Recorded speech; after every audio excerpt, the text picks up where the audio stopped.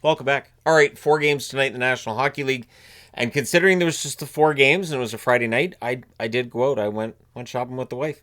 I did see the third period of Winnipeg San Jose. So let's go ahead and talk about what happened tonight, and then we'll get to how the standings have changed since the standings video I did earlier today. All right, let's go ahead and get things started. We will talk about the New York Rangers and the Detroit Red Wings. How long is this going to go on where New York's good on the road and they're bad at home? Tomorrow, I do believe they're at home against the Islanders, so we'll see if this Jekyll and Hyde continues. It was Quick versus Talbot in this one, so former New York Rangers goaltender Cam Talbot. And at 6:46, the Rangers open the scoring on the power play. Will Cooley, Zibanejad and Panarin with the assists, so the Rangers have a 1-0 lead. And then at 11:06, Detroit does tie it as JT Compher scoring from Appleton and Kopp. So 2 players in the first period scored, who I talked about in the preview this morning. And just pointing that out. Although Compher I had on the other game Detroit's playing this weekend, not this one. So it's 1-1 after one. Second period, the only scoring we see in the second period is at 4:52. It is Laba continuing a strong rookie season for him. Lafreniere and Panarin with the assists. Maybe Panarin shaving his head made a difference. Whatever the reasoning, it's 2-1 Rangers after 2. Third period, 7:29 in. Panarin scores his third of the season and gets his third point of the night. Zibanejad and Radish with the assists. So that makes it 3-1. And then at 8:27, so not even a minute later, Lafreniere has a fight with Sherry.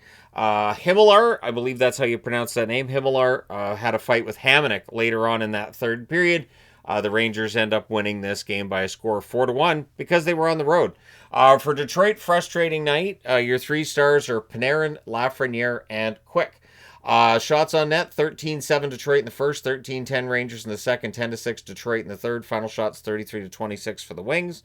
Power plays, 1 for 3 for the Rangers, 0 for 4 for Detroit. The hits, 27-24 for the Rangers. Jonathan Quick, 32 saves on 33 shots. He gets himself another victory. Talbot, 22 saves on 26 shots. Bit of a tougher night for him, but yeah, Jonathan Quick with another strong game.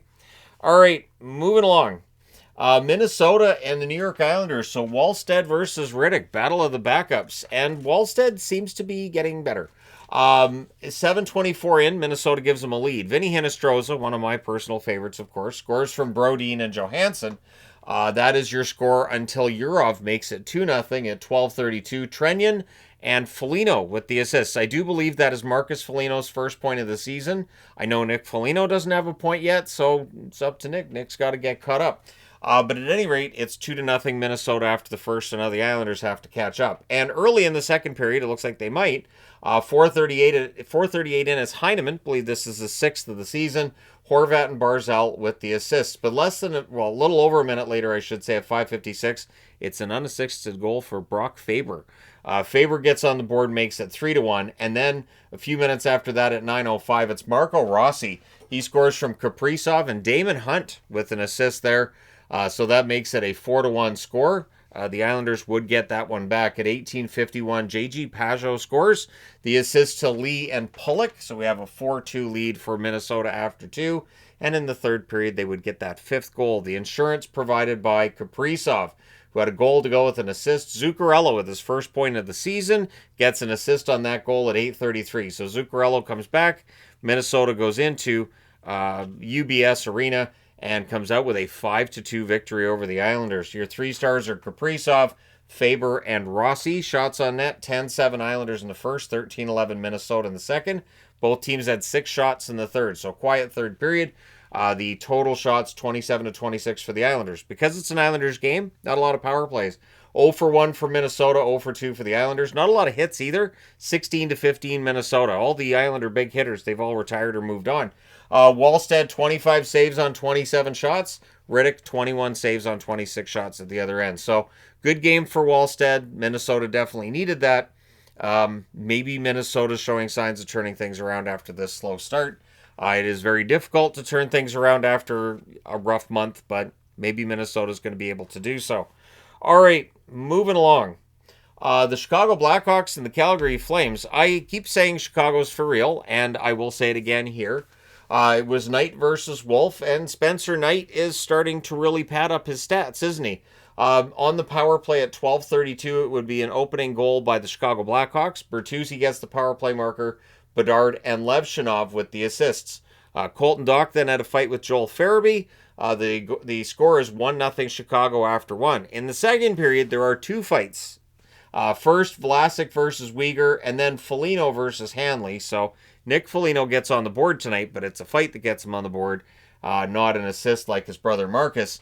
It stays 1-0 Chicago through two periods of play, and Spencer Knight's doing what he does. He did the same thing in Vancouver the other night. So in the third period, for his good goaltending, Chicago rewards him. At 1:11, it's Bertuzzi, who's red hot right now. He scores from Bedard and Burakovsky. So a lot of B's on the board for the Chicago Blackhawks tonight. And at 1:11, it becomes 2-0 in favor of Chicago. Then it becomes 3-0 at 7:56. Burakovsky scoring from Bedard. Bedard's third point of the game, all assists. And he decided to get a goal, so he scores unassisted at 18:01. Makes the score 4-0, and that's your final. The Tony the Tiger magnets on the board because Spencer Knight was great. He continues this strong run he's been on. Your three stars are Bedard, Knight, and Bertuzzi. Shots on net, 11-10 Calgary in the first, 11-7 Calgary in the second, 11-10 Calgary in the third. The Flames do outshoot the Chicago Blackhawks 33-27. Power play, Chicago 1 for 3, Calgary 0 for 3. The hits 29-18 in favor of the Flames. Knight saves all 33 shots for the shutout. Wolf saved 23 out of 27. So for Calgary, they are the first team in the NHL with 10 regulation losses on the season. All right, moving along. Winnipeg, San Jose. So as I said, this is the one that was on when I came home, just at the start of the third period. It's Hellebuck versus Nedeljkovic. Nedeljkovic has bounced back nicely after a really rough start to the year. 12:34 in, we get our first goal, and it's Josh Morrissey opening the scoring for Winnipeg. The assist to Niederreiter. So 1-0 lead for the Jets on the road, but San Jose would answer at 13:46. So a little over a minute later, and of course it's Celebrini. Toffoli with the assist. We have a 1-1 tie. That would be your score after the first. In the second period, there's no penalties. The shots are nearly even. Both goaltenders being tested. Hellebuck had a really strong game. So did Nedeljkovic. And I think this is another example of how San Jose is getting better. Talked about it with Chicago. Mentioning it with San Jose as well. This team's definitely getting better. And we saw it in the third period of this game. So the shots are 2-1 San Jose 5 minutes into the period. Very quiet first 5 minutes to this period. Celebrini's denied as the Sharks get some pressure. The Jets draw a power play. That leads to a shorthanded breakaway for Gaudreau. He's denied there. And then the Jets would take a penalty not long after to make it 1 minute and 10 seconds of 4-on-4. The Jets press during the 4-on-4. Near misses at the net. They're just not quite able to solve Nedeljkovic. There's a near miss for Celebrini near the end of the San Jose power play on the other side. Everything gets killed off there. There's a delay for a skate issue with Nedeljkovic, just a brief delay. Then there's a delay of game penalty on the Jets with 8:41 left. So this is a penalty, which they do kill that off. There really wasn't any momentum gained by San Jose on that power play either, but they were persistent. They were persistent. They were good.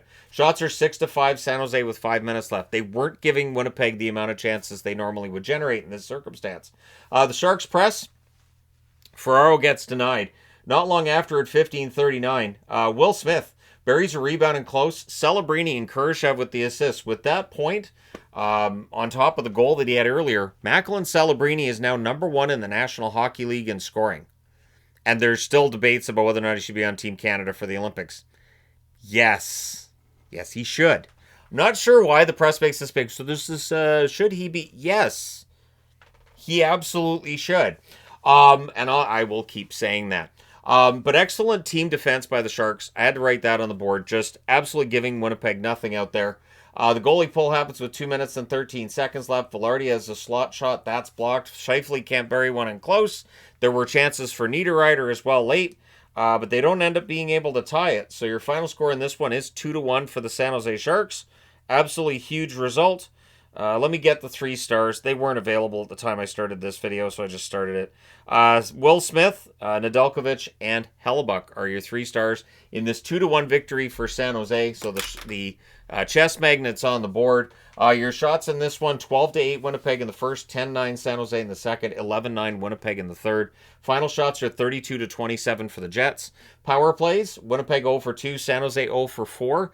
The hits, 17-16 Winnipeg. Hellebuck saves 25 out of 27. He was very good, was one of the 3 stars, but that second star was Nedeljkovic with 31 saves on 32 shots. All right, let's see what this does to the standings.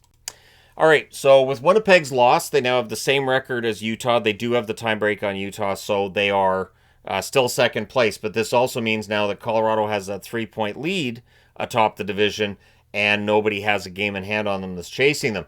Nothing changes with the top 3 in the Pacific, of course, but your number 2 wild card is now the Chicago Blackhawks. 7-5-3 record, 17 points in 15 games. Yeah, the Chicago Blackhawks are above the playoff line, and almost as crazy. San Jose is now 6-6-3. They're 500. I can't remember the last time they were 500 this late in the season. I want to say it's been at least 5 or 6 years. So that 6-6-3 record puts them ahead of Minnesota still. Minnesota 6-7-3 with 15 points in 16 games. But those 2 teams drop Vancouver down. So Vancouver drops. Calgary with the 4-10-2 record, 10 points in 16 games. They stay 2 points back of St. Louis, and they are at the bottom of the National Hockey League standings. Of course, with Chicago getting into the playoff picture, that pushes Edmonton below the playoff line. Then we go to the Atlantic with that loss tonight. It leaves Detroit with only 1 game in hand on Boston and the same amount of points. So yeah, I can just stop that sentence there. But yeah, Detroit has kind of frittered away that early start they got off to. We'll see how things go the rest of this weekend for them. Then you get to the rest of the East. Not a whole lot changes. The Rangers move up with their win. They're 7-6-2, 16 points in 15 games. They are still below the playoff line, but they only sit 1 point behind Philadelphia. Philadelphia does have a game in hand. The Islanders drop down below Columbus with tonight's result because Columbus has that game in hand. So the Islanders are technically above Buffalo, but tied with Buffalo and Columbus for last in that conference with 14 points between the 3 of them. Columbus with 1 less game played. So are we starting to see a separation in the East? A little bit. We will see that start to grow as well. And it is up to those teams that are sitting 3 points out to make sure it's not 5 points, then 6, then 7, and before you know it, you get to 10. One rule of thumb is that once a team is 10 points out of the playoffs, highly, highly unlikely they're going to make it. It is so difficult in this league now, and you can see how tight everything is. And once you fall behind that group, it is so hard to get caught up. So at any rate, there you go. Let me know your thoughts in the comment section below. As always, hit like and subscribe in the event you may not have done so already. I just figured tomorrow's a full day of hockey. Sunday's a full day of hockey. Tonight there was just the 4 games. If I'm going to go out and spend some time with the wife, tonight was a good time to do it. So tomorrow I'll be doing 2 reviews. We have 3 matinee games and then 10 late games. So I'll review the 3 matinee games. Remember, when I do the matinee reviews, I do not do the standings board. That's for the last review of the night. So there you go. Let me know your thoughts. Hit like and subscribe in the case you've not already done so. Thank you guys so much for all your support. It's greatly appreciated. I will talk to you again soon.